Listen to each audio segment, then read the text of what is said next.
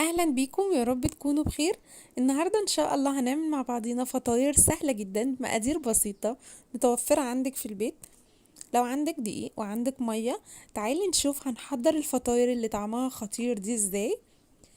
بس قبل ما نروح نشوف الفيديو، انا اسمي عفاف. اتمنى تشتركي عندي بالقناه ولايك وشير لو عجبكم الفيديو. ويلا بقى بينا نشوف الطريقه بتاعه الفطاير اللذيذه اللي انتم شايفينها معايا. اول حاجة يكون معايا 4 كوبايات من الدقيق، وطبعا الدقيق قابل للزيادة. هيكون معايا كوباية من المية، نص كوباية من الزيت، نص كوباية من اللبن. هيكون معايا معلقة من الخميرة، معلقة من السكر، ملح. هنضيف المكونات الجافة كلها على بعضيها زي ما انتم شايفين معايا. لو الفطاير محتاجينها تكون صيامي هنستغنى خالص عن اللبن، وهنضيف بداله مية.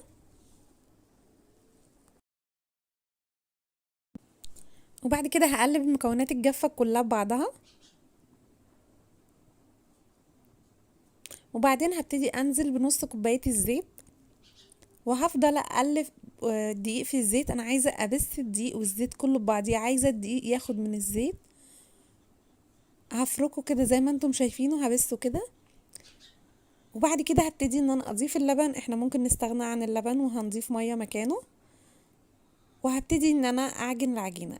ما نحطش كوباية المية التانية كلها، هدلق شوية بشوية لحد ما نشوف الدقيق بتاعنا هيحتاج سوائل كتير ولا لا.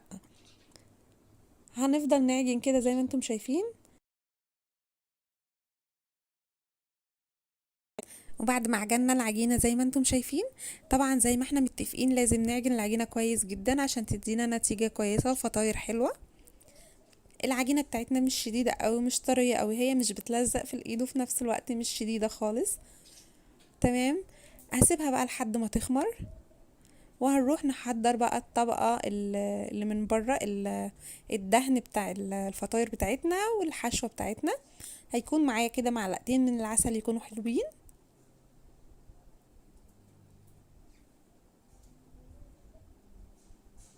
وهنضيف عليهم مية وهقلبهم كده. ممكن بقى نستغنى عادي عن العسل وندهن وش الفطاير بتاعتنا بالبيض عادي، بس انا حابه ان انا اعمل الفطاير المره دي ادهن وشها عسل. هيكون معايا بقى سمسم، طبعا الفطاير بتاعتنا غرقانه من السمسم. هيكون معايا جبنه، وممكن تستغني عن الجبنه خالص وتعملي الفطاير ساده. انا حابه ان انا هحشي نصها جبنه والنص التاني من غير جبنه. تمام. انا حاطه على الجبنه ديت بقدونس، ممكن تستغني عن البقدونس خالص وتستخدمي الجبنه كده عادي. تستخدمي جبنه فيتا، شيدر، رومي، اي جبنه ملح، عدمه، اللي انت تحبيه. هيكون معايا قد معلقتين كده من الزيت.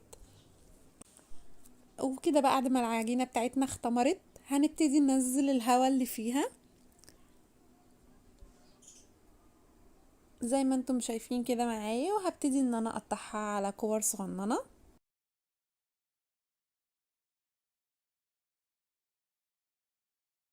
هكورهم كده بقى زي ما انتم شايفين معايا. بس لازم في كل خطوة نعمل فيها اي حاجة لازم نغطي العجين. لازم اغطي الكور ديت عشان وشها ما ينشفش، عايزين العجينة بتبقى ناعمة كده وحلوة. تمام كده هخلص كل الكور كده زي ما انتم شايفين.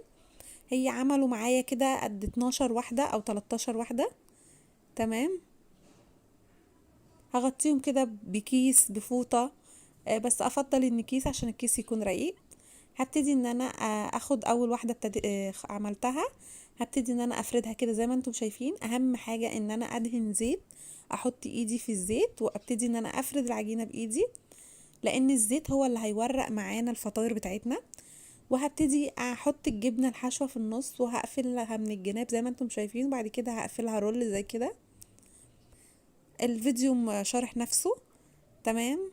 ادي شكل الفطاير بتاعتنا. هبتدي احط ايدي في الزيت وهبتدي ان انا افرد كده زي ما انتم شايفين معايا.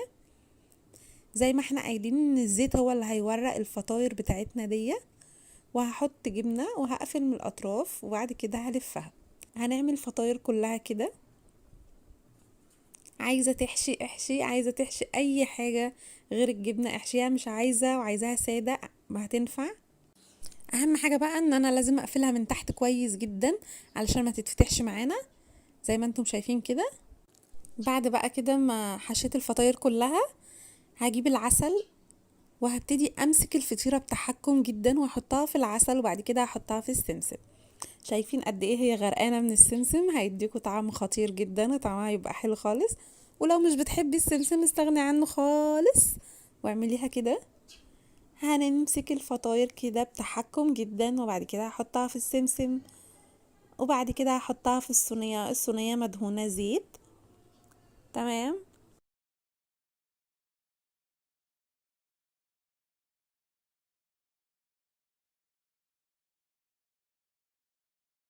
هعمل كل الفطاير بنفس الطريقة. بعد كده بقى هبتدي ان انا ادخله الفرن على درجة حرارة 200. هسيبه لحد 10 دقايق لحد ما الفطاير بتاعتنا تطيب. وبعد كده هولع عليها الشواية بس دقيقتين تاخد لون من فوق، وبعد كده هنطفي عليها. اهم حاجة اول ما تطلع من الفرن على طول لازم نغطيها بفوطة علشان الفطاير بتاعتنا تطرى ما تبقاش شديدة وناشفة معانا.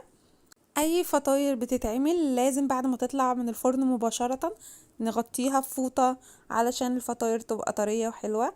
بصوا الفطاير بعد ما فتحناها شايفين قد ايه هي مورقة من جوه وشكلها لذيذ وطرية جدا جدا. بجد طعمها حلو، طعم السمسم فيها خطير. شايفين قد ايه هي طرية معايا. وبكده يا بنات نكون خلصنا وصفتنا. فطاير سهلة ولذيذة بمكونات سهلة خالص متوفرة عندك في البيت، هتعملي منها احلى فطاير زي ما انتم شايفينها كده، سهلة جدا وطرية. وده كده شكلها من تحت. وبكده نكون خلصنا الفيديو. ما تنسونيش باللايك والشير والاشتراك في القناة. باي باي.